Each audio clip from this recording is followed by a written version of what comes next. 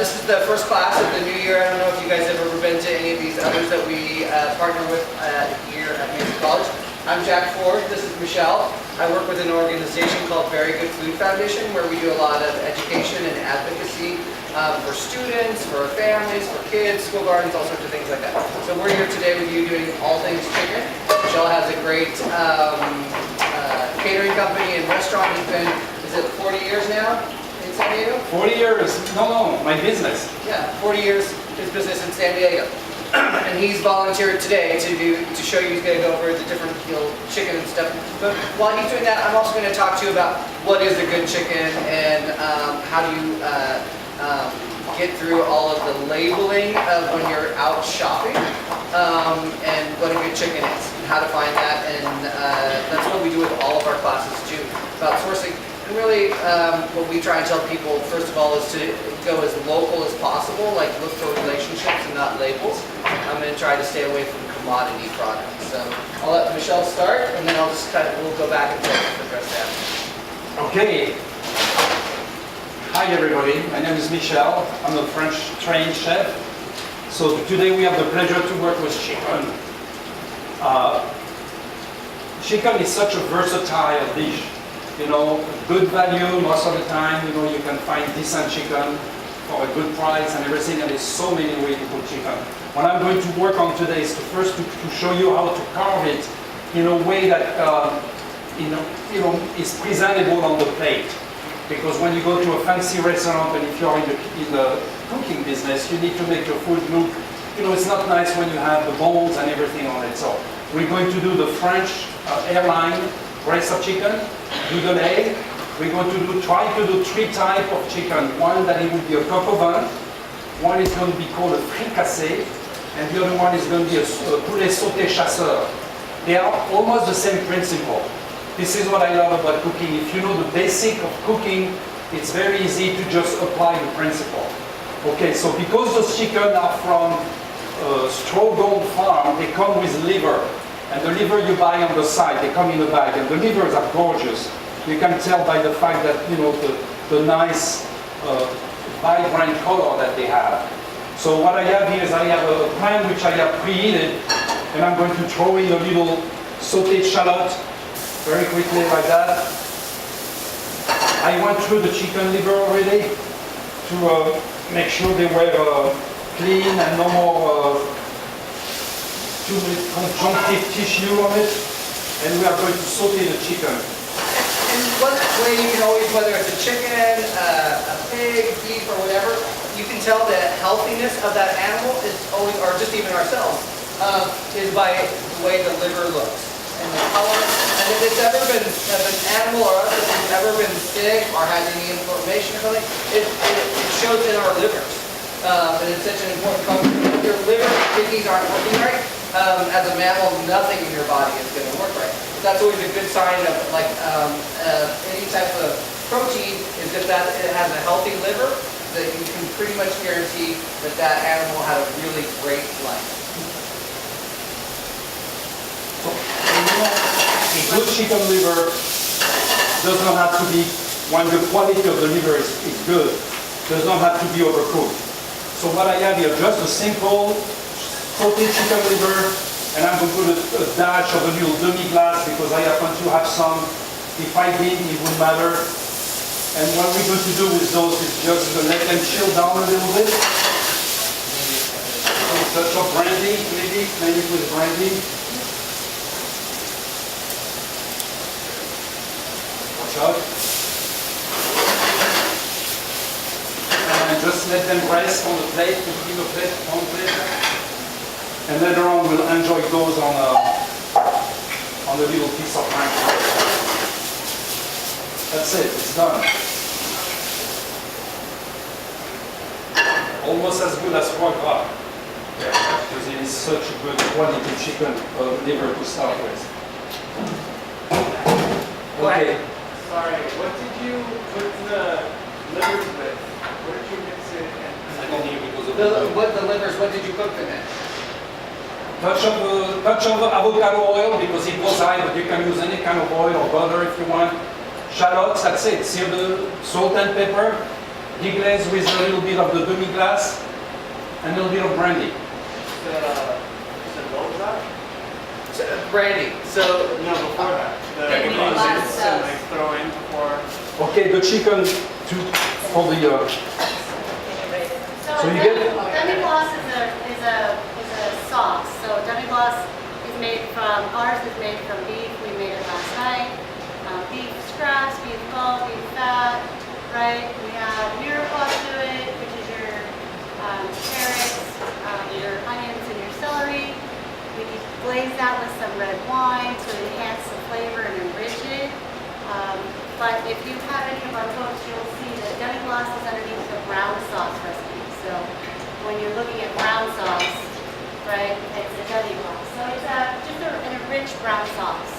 and the point for what he's saying is like when you have something of such quality, you're not going to mess it up with a bunch of other ingredients. It's simpler if you can do things, the better. This is probably not a board with anybody. Okay, now we're going to do the chicken. So, you know, they have 2 wings, 2 legs and thigh. Take the knife, hold it like that, give it a little hint here, up, pull the bone out, then you have a wing here. I'll show you something to do with the wing later. Same thing here, up. Now you have the beginning of your breast. The leg, you see how they are? Hold them like that, give it a little slit, and then go like that. And then you follow the curve of the backbone, and then you have your leg. Now for the leg, what I like to do is cut. Just cut that because again, just like the breast, once it's cooked, you'll see that it'll look, you know, clean enough to put the, in the old days, they used to put something on it. I forgot what it's called. Oh, the little hat. Yeah, the little hat. What is it called? I forgot. I don't know. In French. I haven't used those in 50 years, but. Okay, so we did that for 1 leg, 2 leg. Now the breast, what I've done, you cut here, follow, put your knife through, like the front and that, and on the side, and simply give it a nice, you know, like that. And then turn it back here, one little thing here, boom, it's done. Of course, all those beautiful bones we are going to use to make stock with. So in butchering, whether it's a chicken or a 4-legged animal, you're just following the muscle and the bone on there, and you're just dragging your knife across it, right, Michel? That's right. It's Okay, got now- a very light touch. Okay, now this one here, same thing. I cut the chicken like that from the inside. I cut it in 2 along the breastbone, slide my knife under the back here, and see, I always use my French knife. That knife for me is everything. I barely need anything else except when I cut maybe the bread or something. And so now you have your nice airline breast. You see, if you have a restaurant and you want to do your own chicken, you take your chicken, you get 2 breasts, which you can sell, by itself on a dish. Then you get the leg. Leg you can partially bone, use in a stew, and then you get those 2 wonderful things here, which are the little wings. And then you cut both, and see here and here, you cut it, and then you get yourself a chicken wing. You don't want the extent of fat, you can cut that little flap off. But by doing that, you get yourself a nice chicken wing that when you cook it, for the lady that are very elegant, you don't want to put all that sauce on your finger, when you serve it, it'll be just like a little lollipop. See, that's one of my big pet peeves, is that you go somewhere and they never lollipop the chicken wings. It doesn't take that long. And when you know what to do with the leftover, you can make a wonderful soup. And that's what we're going to do later on. Okay, I'm putting the bones in this water here. So that's Have you one. salted the water or anything yet? Not yet. I usually don't, I never salt my stocks. Because you never know how much you need to reduce them down the road. Okay, so same thing, 1, boom. It took me quite a long time to learn how to do that efficiently. When I worked in Miami in 1978, to a German chef. When it was time for me to go to the beach, he would call me and say, hey, come on, I want to teach you. And he would teach me how to cut those chicken until I knew how to do it properly, and I still remember it.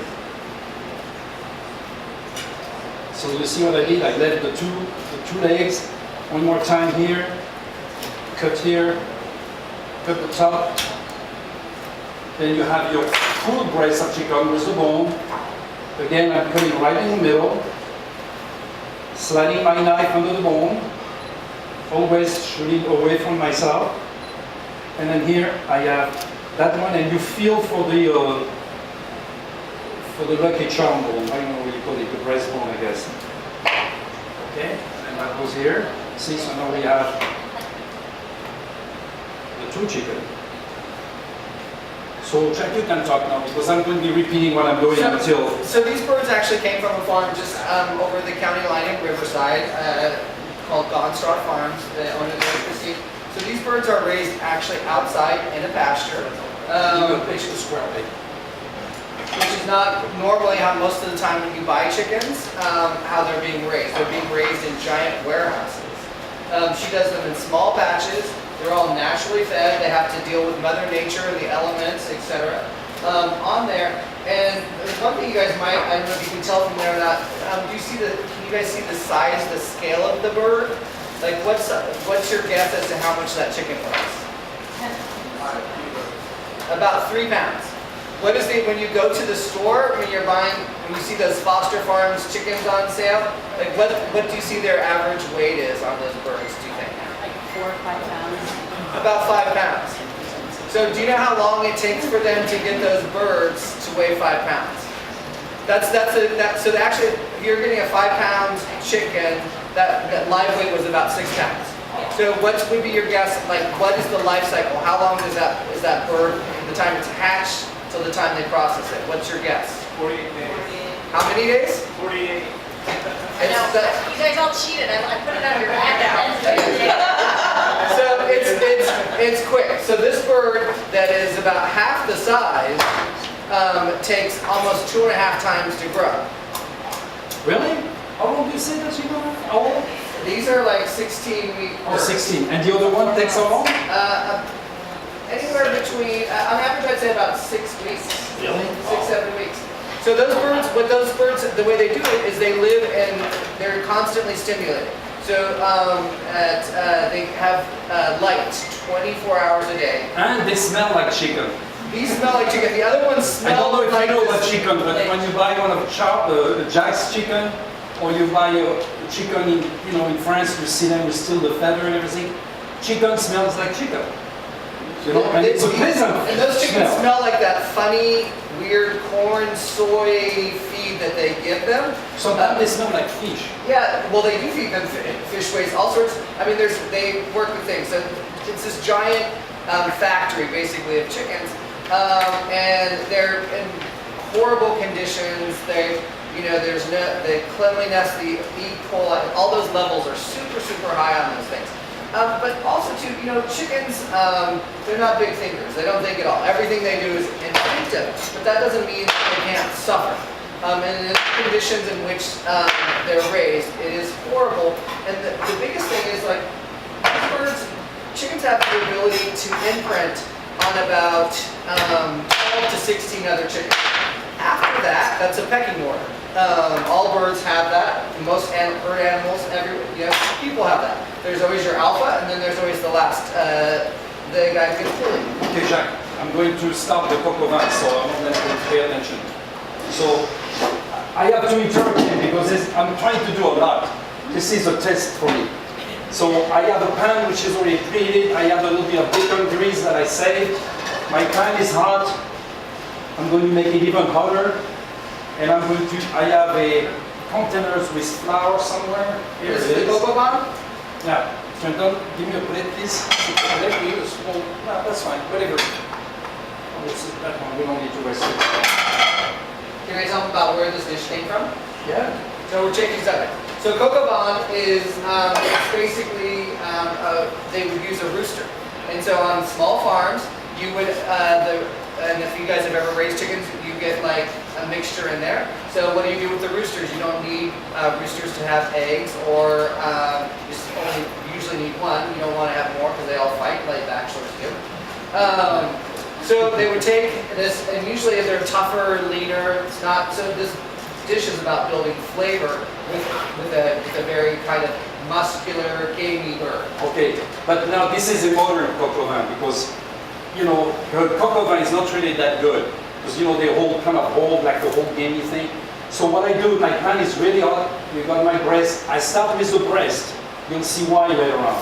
I put the skin side on. I put lightly flour. I'm not worried about salt and pepper yet. One of them is bigger, so I know that in my mind. So I will be careful not to cook that one a little more. That's it, okay? This is searing now. So you can... Do not salt the meat because it tends to pull moisture out and it's hard to get the crisp on it, or why not salt and pepper on it? I do The it pepper burns, that's yeah, how you for that reason, and I do it better. Because, you know, there's always time to salt. Okay, then I'm getting the legs ready. And the reason I do the breast first is because once they are sealed, I'm going to take them out. This could be a one-pot kind of dish. Okay, 4 legs. That's what we're going to do. So back to how factory farms work. So with this, I love to work with those. so also too that in the diet that these factory chickens are done is a constant steady. They're getting away from it, but there's still a wide use of antibiotics in their feed because they live in such conditions where they don't have, there's no redundancy in their bodies to like fight off little simple things. And what happens with birds particularly doesn't matter, but respiratory disease goes very, very quickly. And then those commercial birds are so big and fat, I would say they're like me, they have the donut feed. So they're meant to just, you know, eat and go. So those birds aren't like these chickens. They're not aerobic. They don't run around. They're not up early looking for a worm. They actually lay on the ground most of the time. And since the breast is there, they are very susceptible to getting respiratory conditions. The other thing about, you know, feathers are insulators, just like wool. It helps keep them cold, and it also helps keep them warm. So the commercial birds, just in the processing, have about only 1/3 the amount of plumage as a normal chicken would have. Just it makes that whole processing them through machinery. So none of like people are not touching those birds. It's all done through a factory. So these birds are all hand done. So that's where you kind of the whole quality of life of them. Another one. Any questions? Somebody wants to pass that around so you guys can really see what, you know, what the airline breasts look like. Now, those have a good texture. They are very, very nice. Yeah, then bring it back because we'll put it in the sauce. Okay, I'm sauteing the legs now.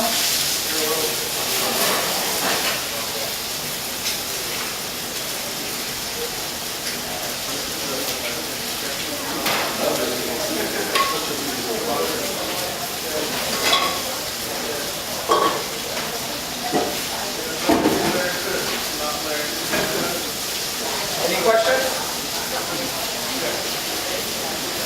Put the first breast on there and then it fires up with the topping. Yeah. So did you, when that breast fired up, did you put any wine in there? No, just the oil. So the oil came over the side and it just ignited. You know, just the oil.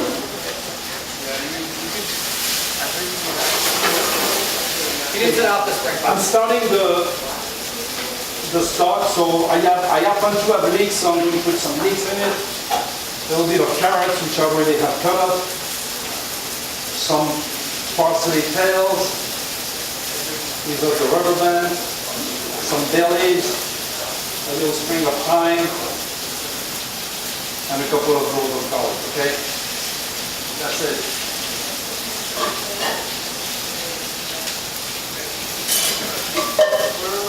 So when you make your stock, it's not just for, it has 100 purposes, right? Oh yeah, but it's so you don't waste it.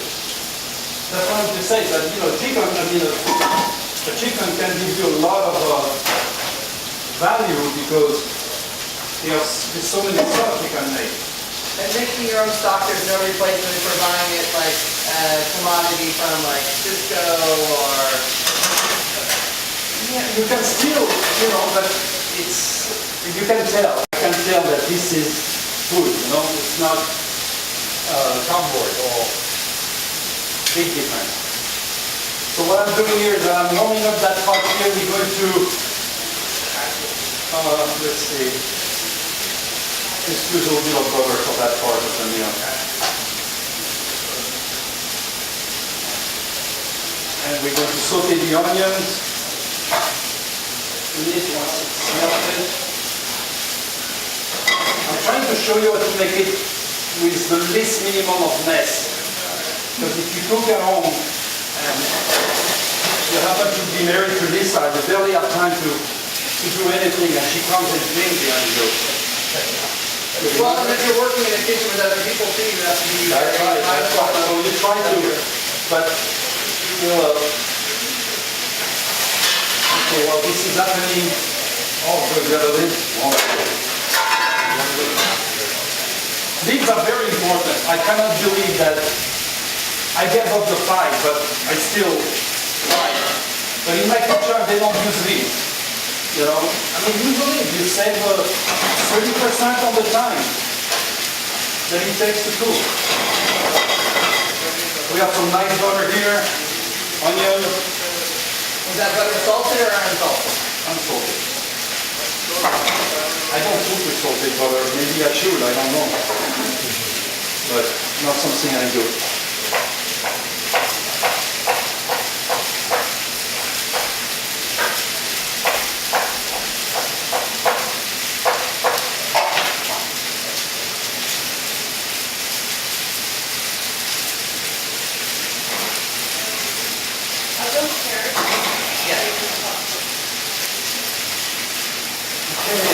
So that's working.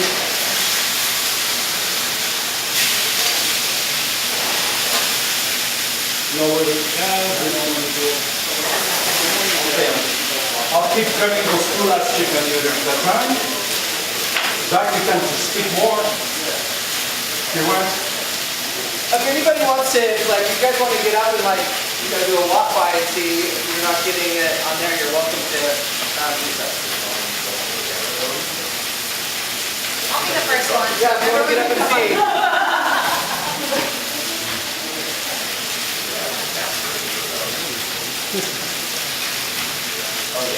Then if you want, you can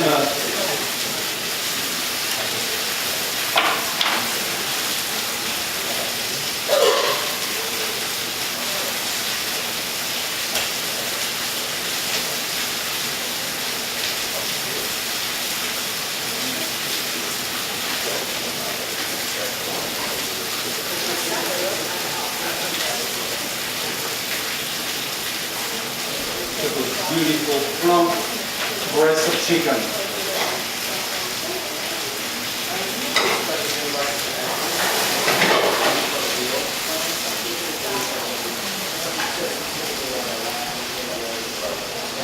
Let them sear a little more.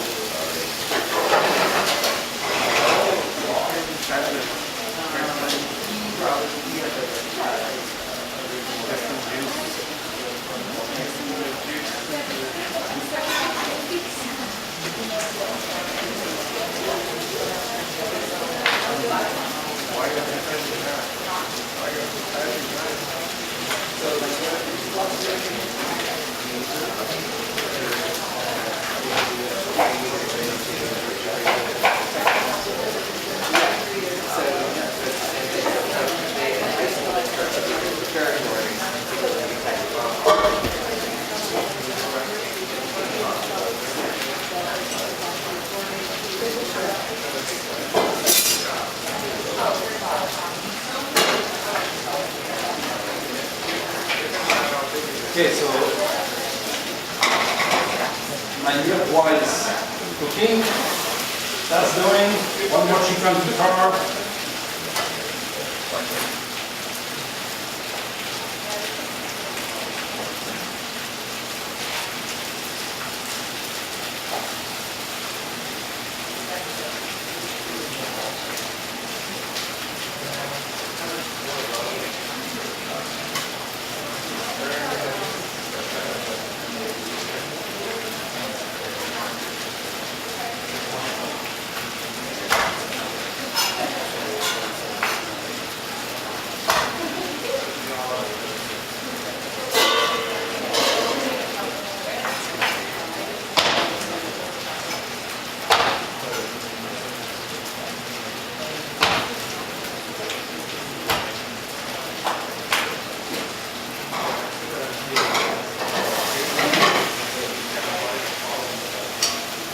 Okay, I'm continuing the coq au vin.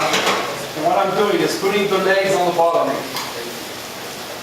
Then I'm going to cover it with the breast.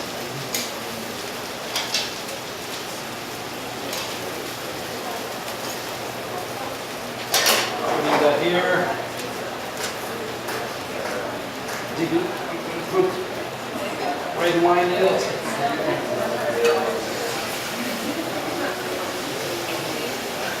Put enough wine to cover it.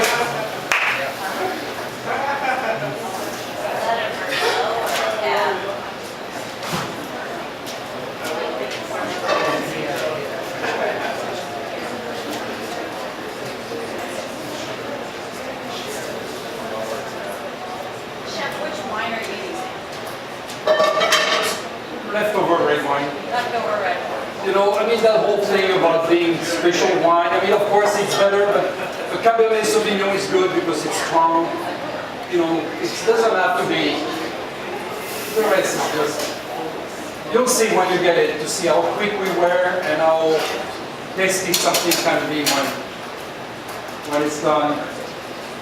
It's good product to start with, but the wine is good. I mean, don't get me wrong, that's not a shitty wine. But it's, you know, it was a cab.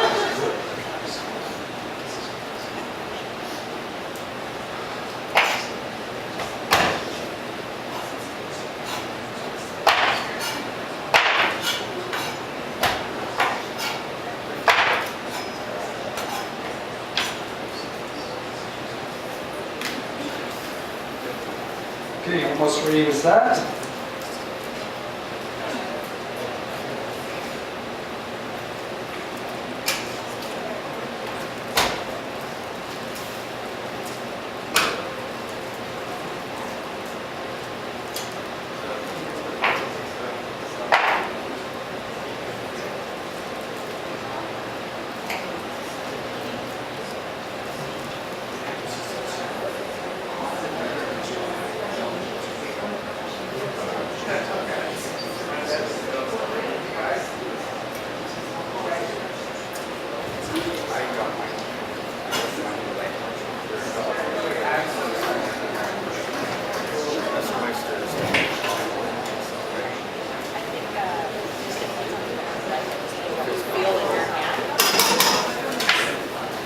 Okay, the wine, the alcohol from the wine is burning right now. So I'm keeping it under so it does not mess up your, you see? We kind of keep it not too against the automatic sprinkler. That would be fun. I'm sure. When was the last time you said all secret? Long time ago.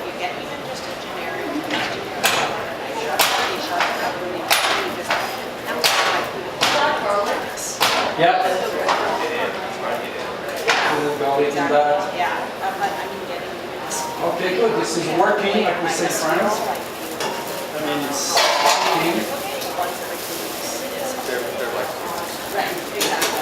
Okay, now let's do the next chicken.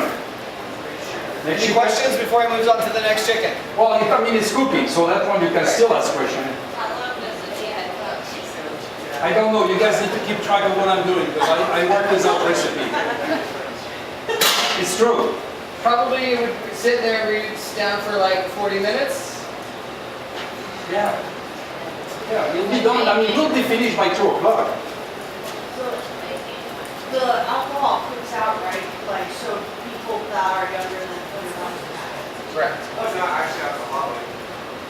So that's what happens when the Okay, flame is we're there? going to do the fricassee. So fricassee is a little less rustic, a little more elegant. It's finished with cream. So when we seal the chicken, we do it white. I mean, we don't seal as much as for the other thing. A little lower temperature.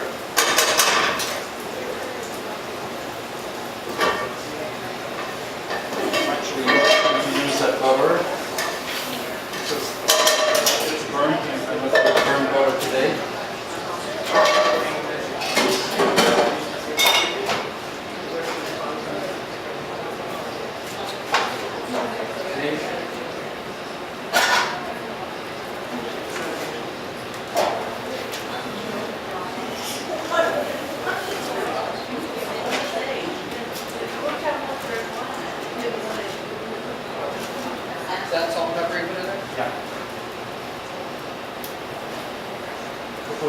leaves. You'll find, I think I did that somewhere already, on the bird. And putting in those aromatics, what happens with those in there? Just, it blends into a just, wonderfulness. That's why you put your spice in it, because it's all a question of balance. It's, the bay leaves brings it earthiness, the thyme brings it a spring, it's all the balance of everything working together.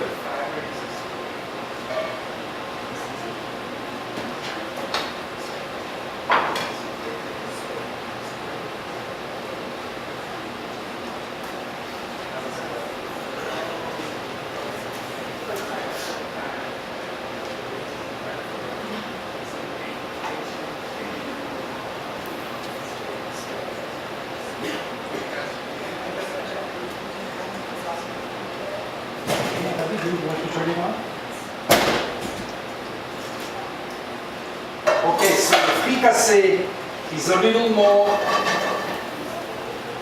elegant in the sense that you don't want it to be as rough. So we are going to sear the breast of chicken, and in France we call it à blanc. That means you saute it, but not to the point of color. You don't color it, you just, I love the expression, they say you make it hard, you harden the white. They say that instead of sauteing, they use harden. So you do it just enough that the chicken is starting to cook and hardens rather than take color. So it's called cuire à blanc. So I'm lowering the fire. Go for that. Our stock is going along fine here, not boiling yet, but. Are you doing a sauce for this one too? Huh? Are you doing a sauce for that one or no? Okay, yeah, we'll do so. We could just, we finish it with something else. So how the chicken liver very good? Yeah. You want to ask this one to try? Please. You take it. Can you maybe slice these so they can all get Yes. good taste? Well, we may want to cut them in two and put them on a piece of the bread that I have Some here. baguettes here too. You cut them in two and put them there. Get people busy when this is going on. Okay, so let's see.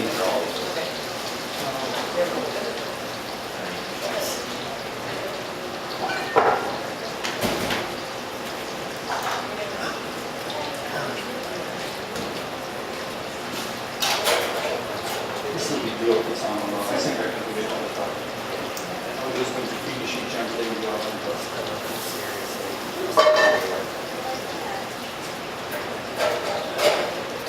So I brought caramel color, and you need a touch of it in the coconut. I mean, the color of the wine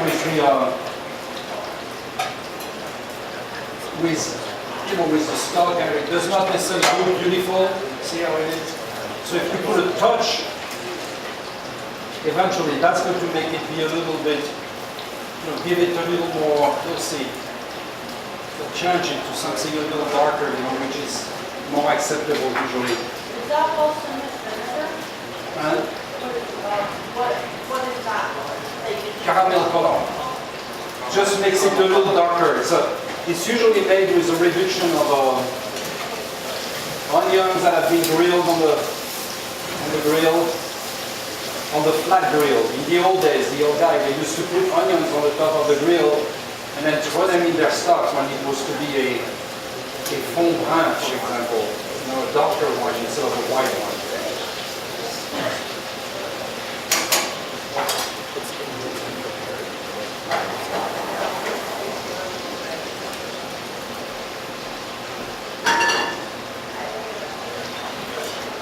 Okay, because the fricassee is a little more elegant, we are going to use shallots instead of onions in it.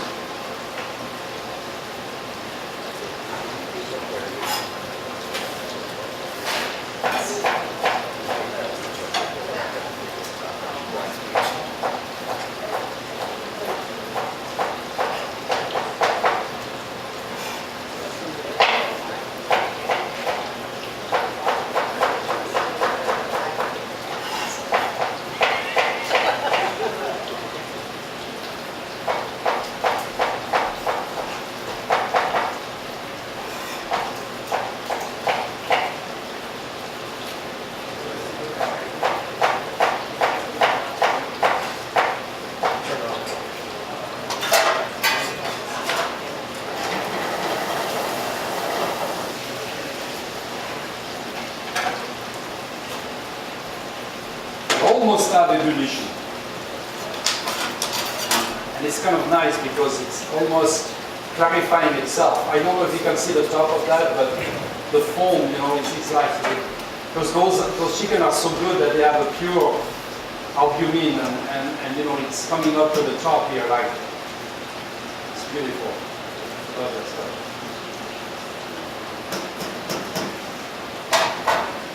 It's almost there. Good. Take about half an hour to boil gently and then.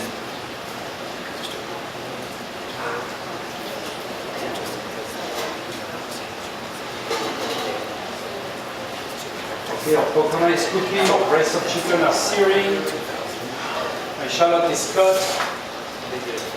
So we're going to remove those from here.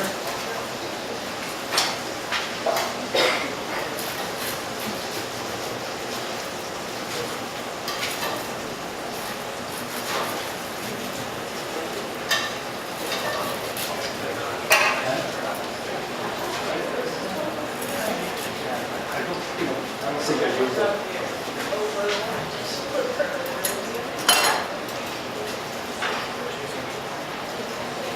Adding a little bit of butter to the pot here. And we're going to do the legs.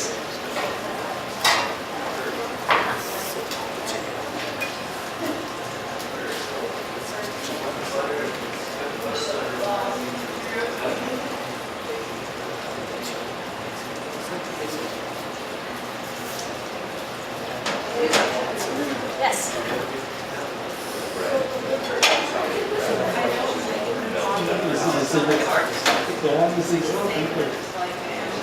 Correct. That's because these guys have had an all-natural diet. And you look at the liver and you see how healthy it is. If it wasn't a healthy liver, or even if it had had, a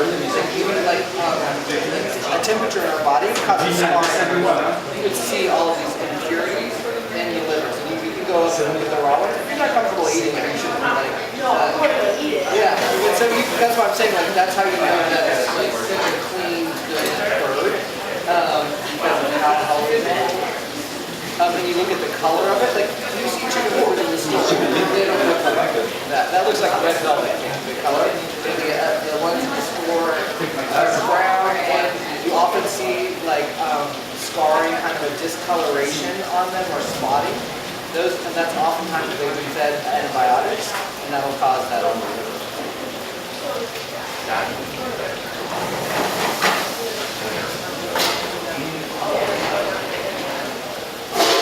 You should, but you know, every kitchen is different on how they like, mitigate those types of things. So, like when I also raise chicken, but I had an animal through the property and the liver was damaged or badly or not to move that towards the custard.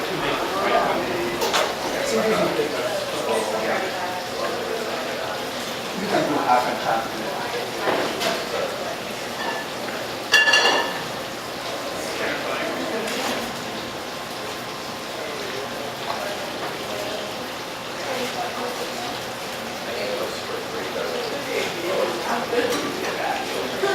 I'll go with those.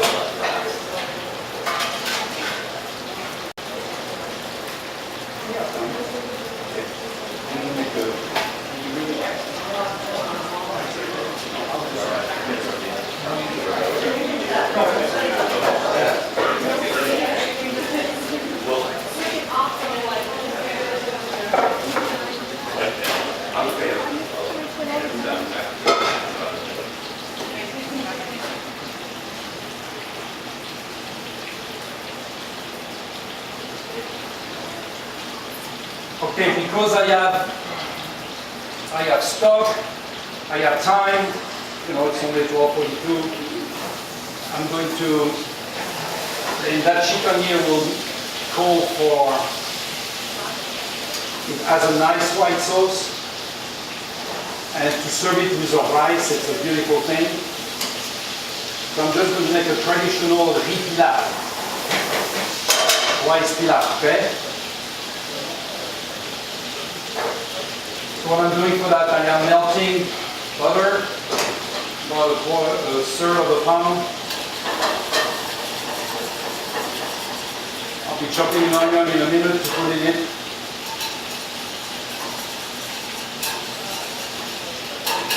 What I'm doing is a little roux to thicken the top of that. Tell them what roux is. Roux, that's what I'm doing here. Flour and butter. Clarified butter and bread flour, which, you know, you cook, and that's the thickening agent. Once you make this, it goes into a sauce to thicken it. It's one proportion for that and So you put about half and half. You know, like I say, I don't need to measure anymore. So, the blonde roux, Michel? Blonde roux? Light roux? Yeah. Light roux. Yeah, just, you know, the roux, you see how it's cooking, how it's coming up here? That's the white when it's all like that throughout. You know, you want to take all that yellowish, just kind of turn white, and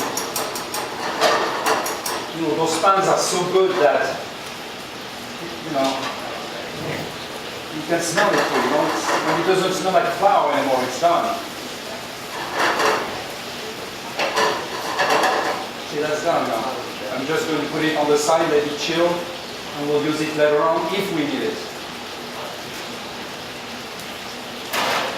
Boom. Okay, now. So what I'm going to do here is put the shallots with the legs. And I was reading last night in my book, I had my French recipes called Répertoire de la cuisine, repertory of cooking, and I was looking. There's about 120 different ways to cook chicken in it. They all have a different name, you know, different garnish, whatever, in the same style. And in those most of those are all reflect seasons as well, don't they? Yeah. Just higher and. Oh yeah. You know, in the old days, you cooked because, you know, because of the season. So, how he was taught and where you see the trend going back is you should be inspired by Mother Nature as an homage to the farm or to the garden, not by the internet. You should look for local ingredients and they should be seasonal. You know, like asparagus is best when it's local and seasonal, not out of season, coming from 7,000 miles away from South America. Like those things. Like, and if you are eating and cooking seasonally, you're not in the kind of commodity prices. So it's also much more affordable when you're eating because it's in abundance at that time of year. Yeah, I mean, asparagus go all the way down to what, $2, $1.50 a pound? About this time of the year, another month? you just have leek? Did you just have leek? Yeah. Yes. Again, if you guys want to take a trot up here and buy and see what he's doing and smell it, you're welcome to.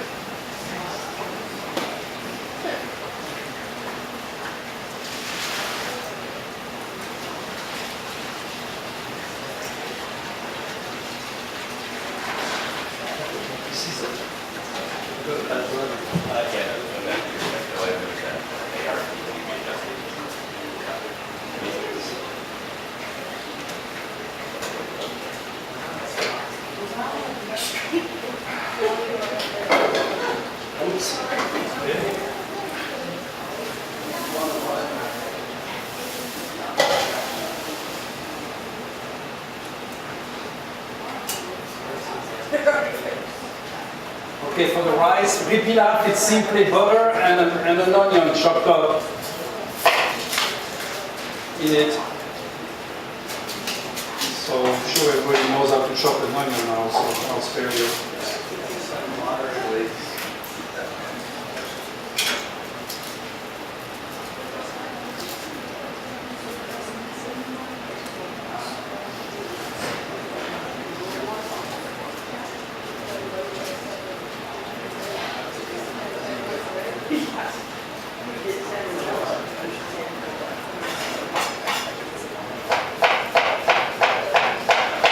We have until 2. Correct.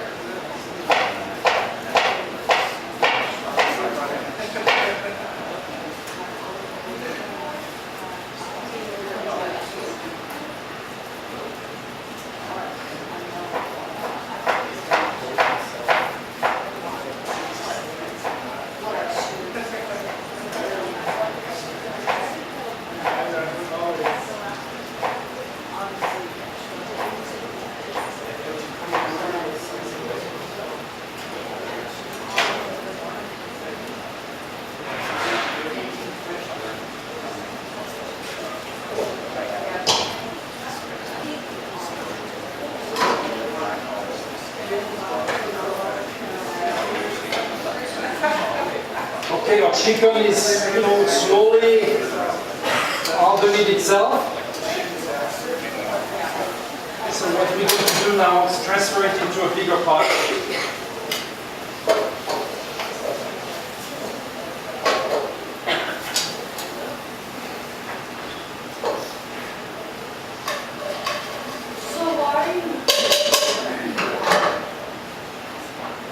What was the question? Why is you moving the chicken to a different pot? Why did you put the chicken in a different pot, she asked? Or because I don't have enough room to cook it. Just a simple matter. However, you see the bottom of the pan here has All the good bits. the good stuff and all that, so I'm going to lightly flour it and make a mini roux that will be useful later on when the rice reduces, and thicken our sauce a little bit by itself, You've just thrown the saute pan right in the oven, covered it. If Huh? you just put it right in the oven if you could. Yeah, actually, we need to put some liquid in that. So the saute pan will be big enough, unless you do for short, a couple of people at a time. So I'm going to deglaze my pan with the stock here that already has a decent color.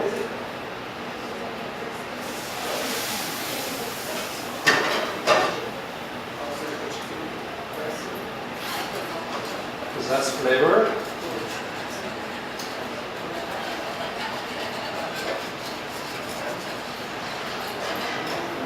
White wine.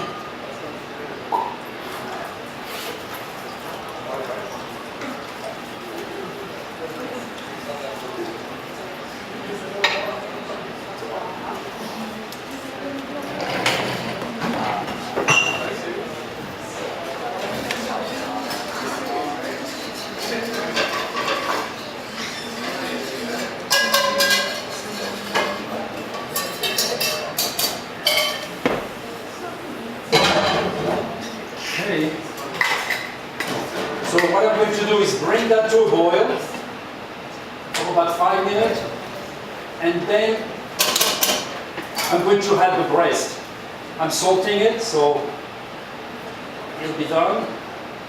Now let's check on the cock oven.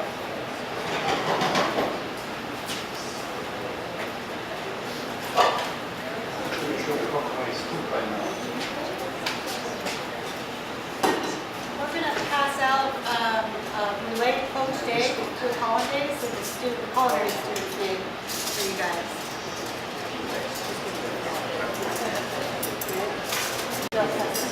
The cock oven is already cooked, so I don't know if somebody watched the time when we started.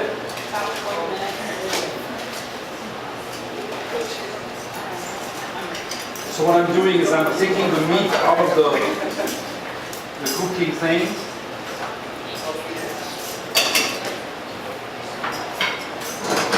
Okay, for the rice, the butter and the onions are being have been sauteed. Do you have a measure? Quart of half a gallon measure? Yes. So I have a quart of rice, I'm putting it in there, and you can put 2 quarts of water of the stock, excuse me.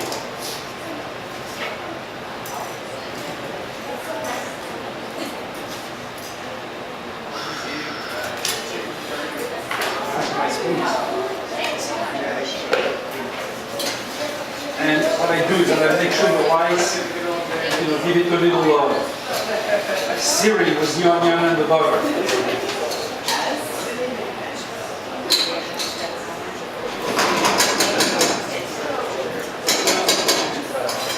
So, and I put a little bit of thyme in it, bay leaves.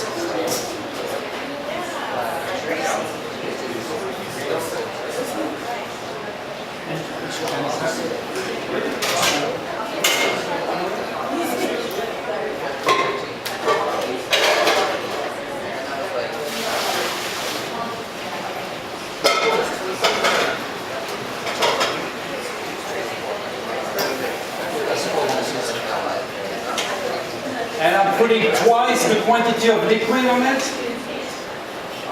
So we have 2 quarts, 32 ounces. That's going to be, And you're using the ladle to measure it out? that's a 12 ounce ladle, so that should be, I took more than I need right now, but I will measure it. So my rice, I give it one more little stir because it has the butter, you know, it's getting a kind of, in French we call it pinch, pincé.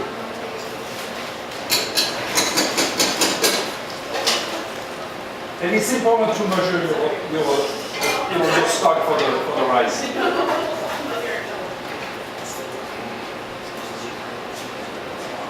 So that's 2 quarts, okay. Well, actually, I know that one more than that, one more little, and then I'll be perfect here.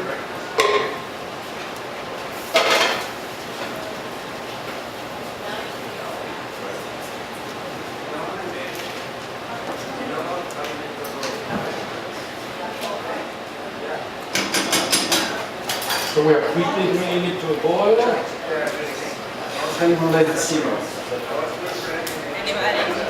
Salt and pepper to taste.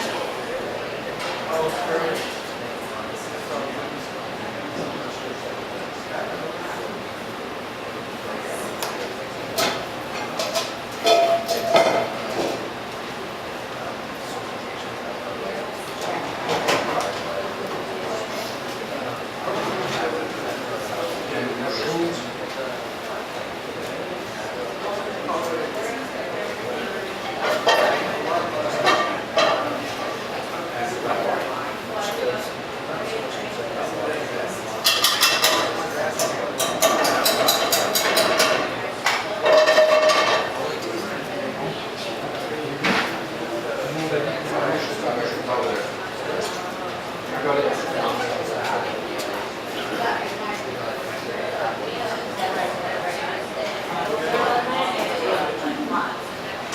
Okay, I got mushrooms here that I'm going to do as a garnish for the coq au vin.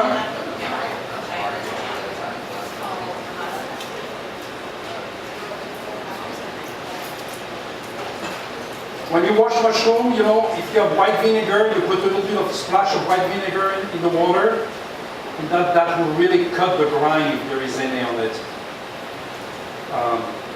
If you know what it goes in, you don't understand why it's nice to wash them.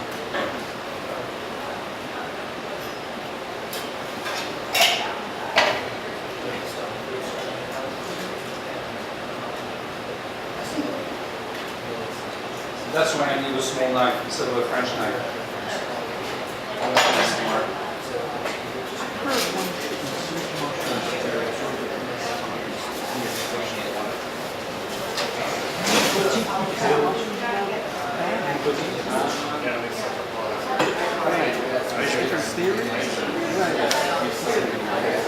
Well, I don't know if it's soaking them, it's just maybe if they're in for a short time. Right.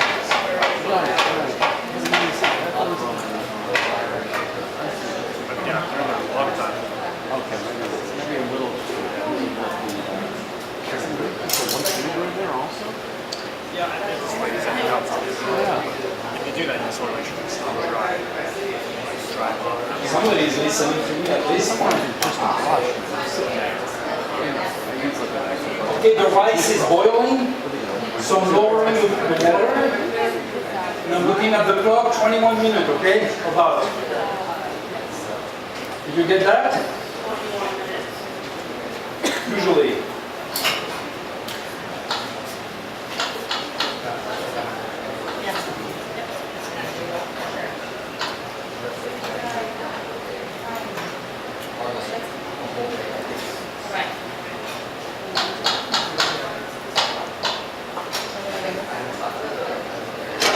Okay, Jack was telling you in the old days what the coq au vin was, the rooster, you know.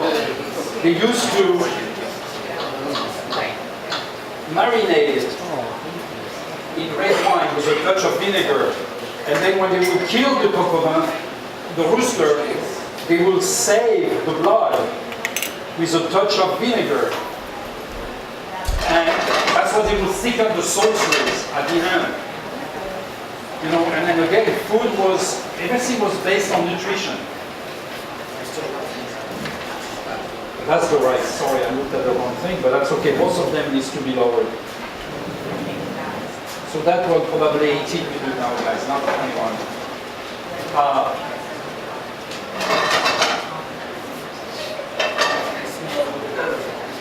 Some pearl. Oh, yeah.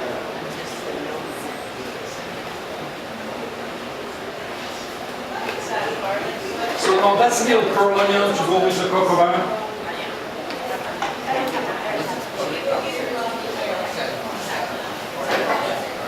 That's a lot of flavor in this.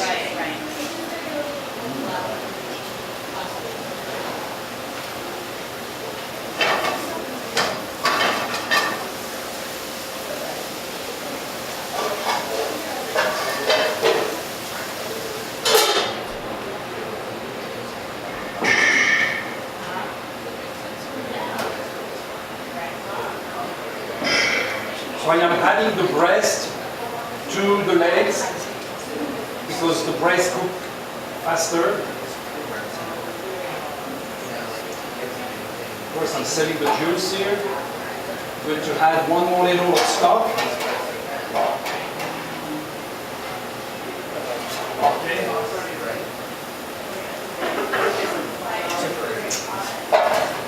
Bring it to a boil.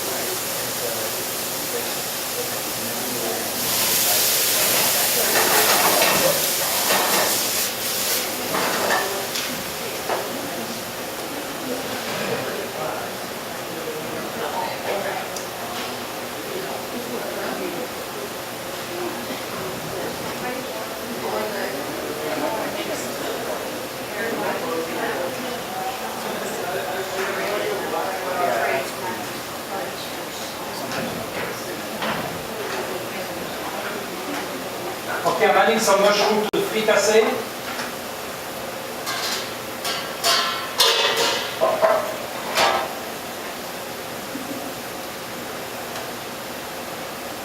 That's the rice cooking. Those are the mushroom and pearl onion for the... I added a little bit of stock so the mushroom will be rendering their juice.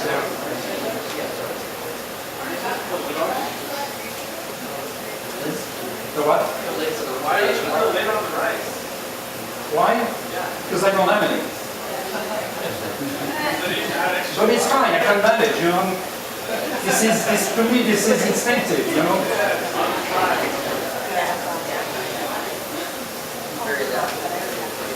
No, that's, you know, I'm a kidder, so I can cook out of nowhere.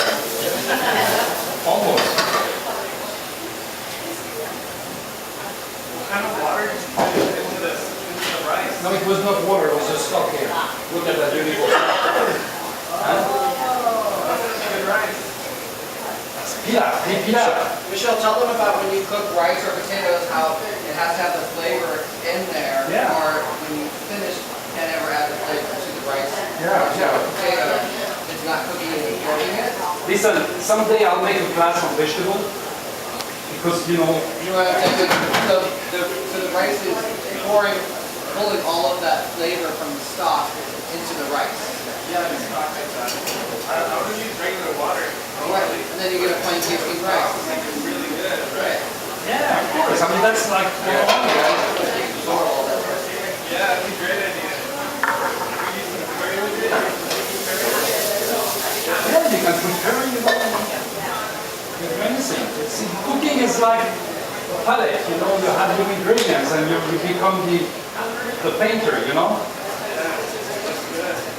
So what I'm doing here is that I am doing the sauce for the coconut. Nothing super special. I just thickened it a little bit. I did some chicken stock. Made it, bring it to a boil again. Pretty good. Damn, it's so good. Ready to retire and start cooking for my friend for the pleasure.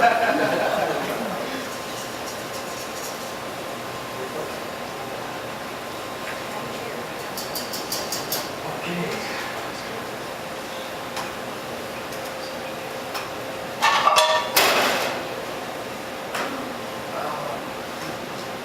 Eugenia. Yeah. Cut those babies in slice. This is so everybody can enjoy them. Yeah, you just say a little container somewhere. That's not going to be my dinner tonight. It's too good to be shared. Is it okay to give them something? Yeah, we want them to. I heard them when you go to France, so maybe you could auction it off. Okay, see, I rinse my pan with a little bit of stock again. Everything is a question of concentration of flavor. You know, reduction, evaporation is a beautiful thing.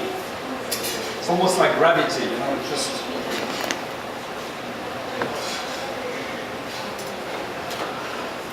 And then put them in the pan and then I'll pour the sauce on the top and then you guys can help us out. Because the sauce has to go back a piece in it. Okay. So you take them, you know, cut them in small pieces or use your hand, wash your hand and do it. And then it'll work, we'll see. So I'm going to put a touch more caramel color. And I do like that because, you know, if you get a heavy hand, you mess it up.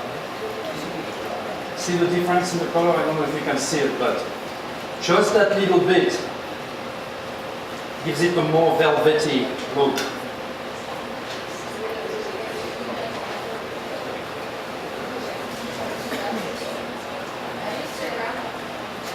Okay.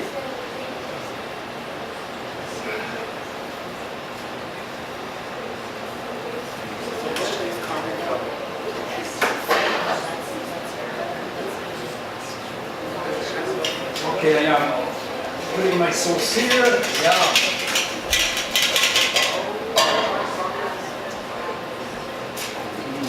Yum.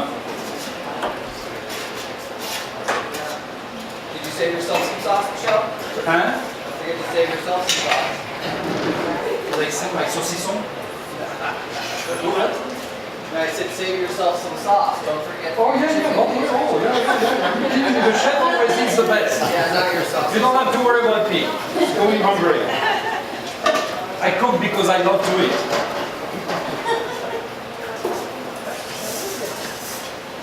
Actually, you know what? I'm putting that in my sauce.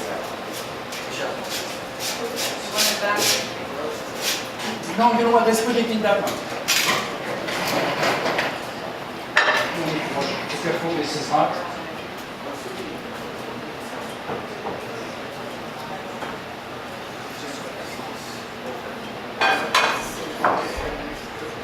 Give it nice and then you can serve it. Yum, yum. You see how nice that sauce is? It's gorgeous. Did I slide over the stove for that? See, just natural, good product to start with. It tastes so bad.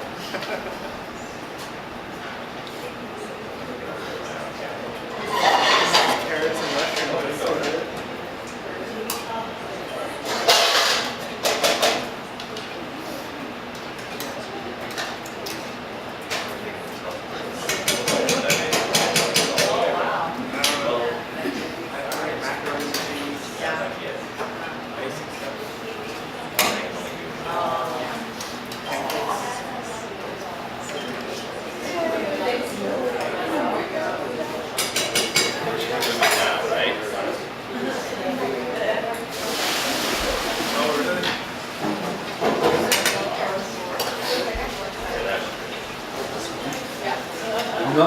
Roger.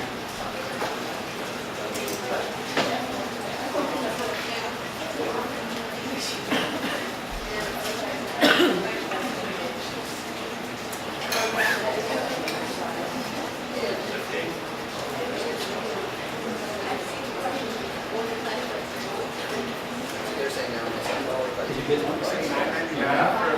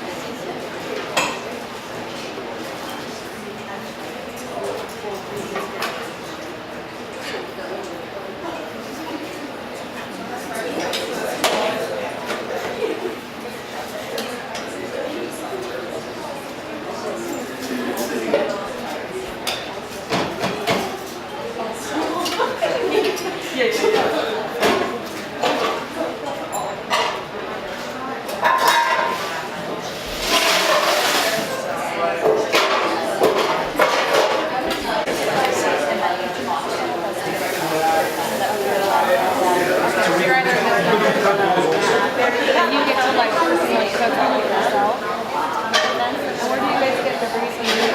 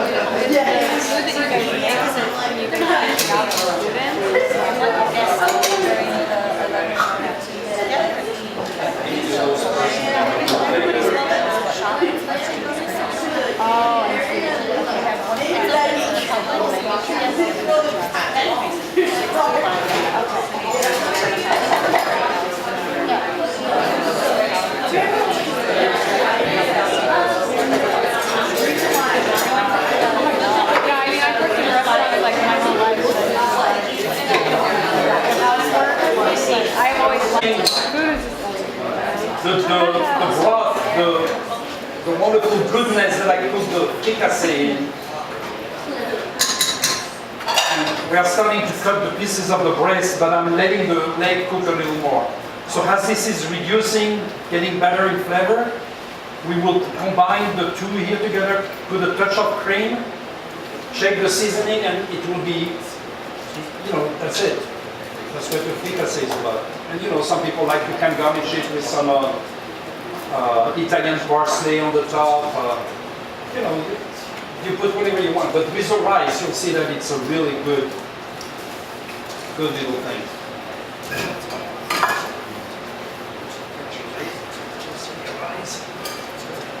Put a couple of cloves in it.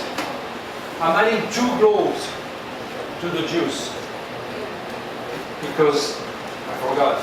And when you forget something in cooking, sometimes it's never too late to make it right. That kind of characteristic,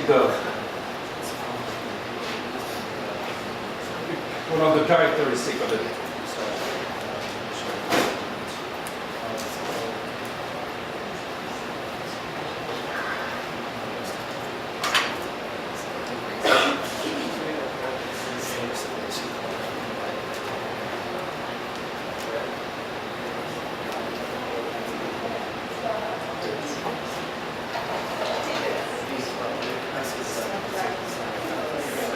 So this is white pepper and kosher salt. It's kind of what I use when I cook. And that's when I'm at home, I use a pepper mill, but at work it's too long. But this is a very nice traditional French blend. Just half and half almost. Thirds pepper and 2/3 salt. Not half and half.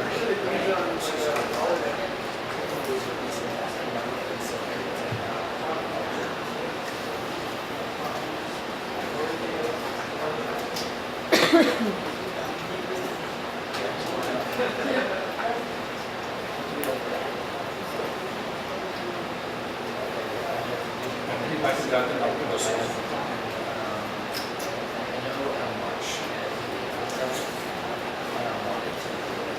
Yeah, do that and then I'll do the leg and sausages.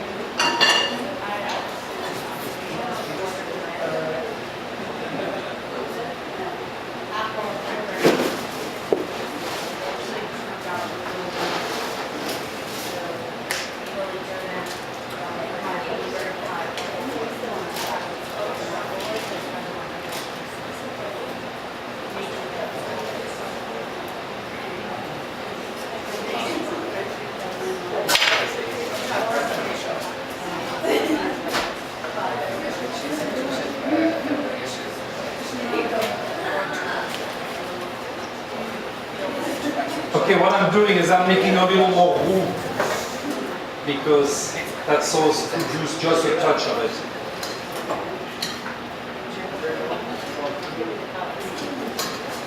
And I'm starting to get stuff away out of here, so. Questions? What did you think of the coq au vin? Tell me about the texture of that chicken that you ate. Buttery.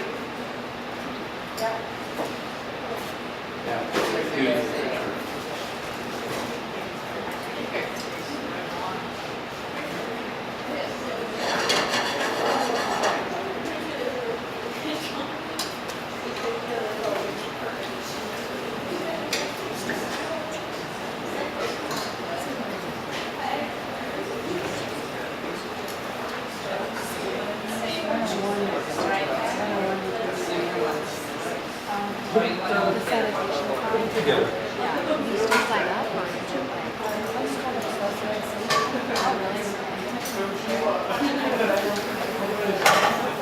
Oh, and then don't forget the rice, and you put the rice on the bottom. Oh, okay. Thank you. You can't take any other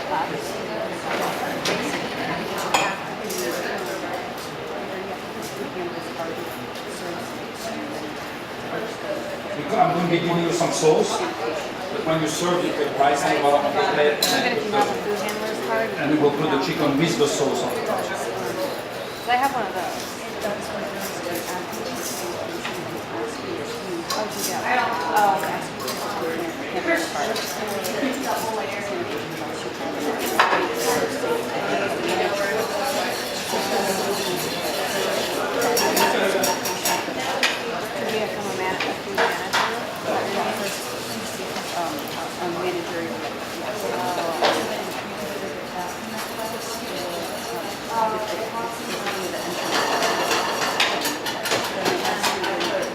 Chef went there.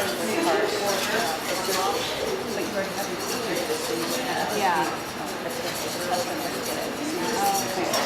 But in the class, you're still learning like all about the sanitation. Yeah. He's gonna send me this. Oh, great. So Okay, thank you so much. Okay, I'll write it down. Yeah, thank you.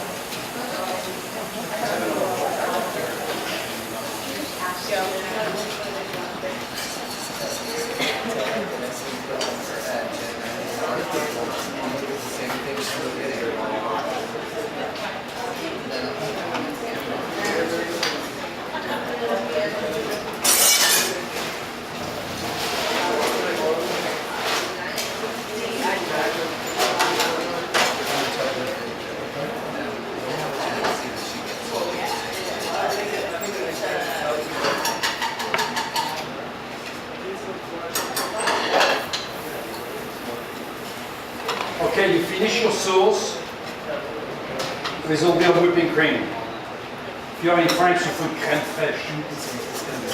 And a touch of lemon juice. Not a lot, see? Barely enough. Barely a quarter of it squeezed.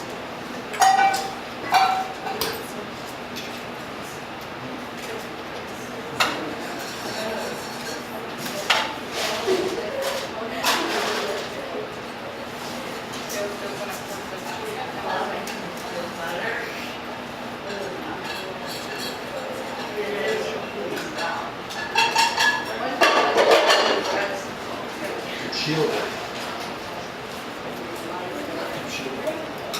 See, if not, it won't work. It has to be cold to hot.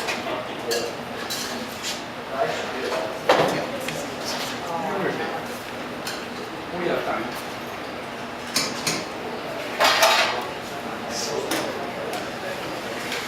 Chinoise here.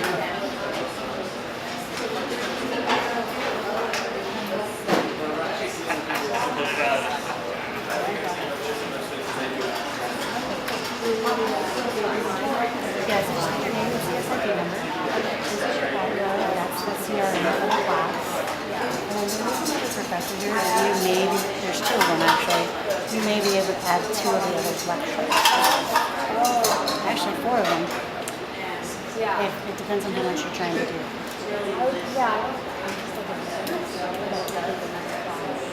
So if I was doing, I would do 101 and 105. Because then next semester you could get into the lab.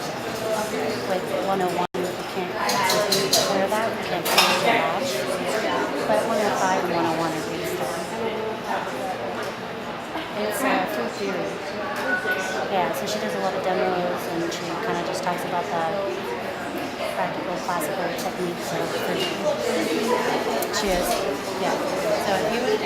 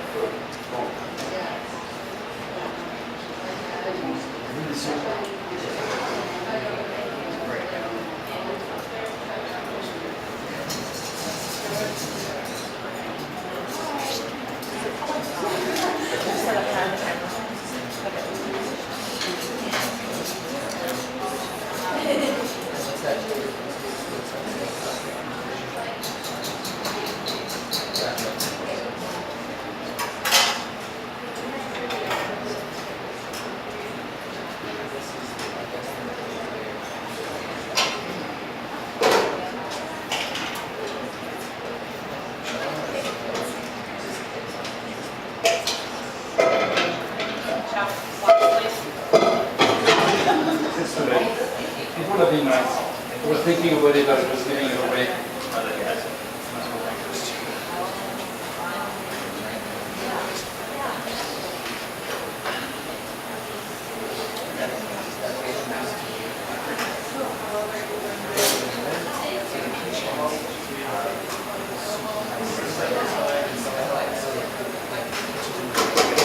Okay.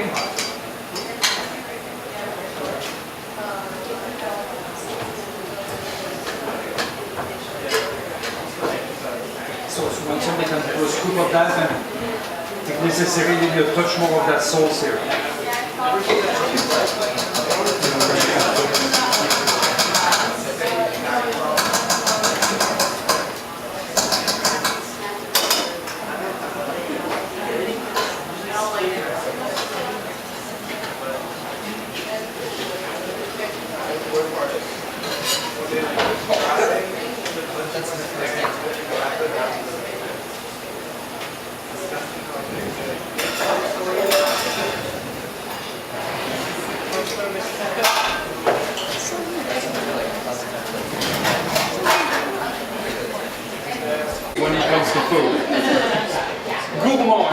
very much.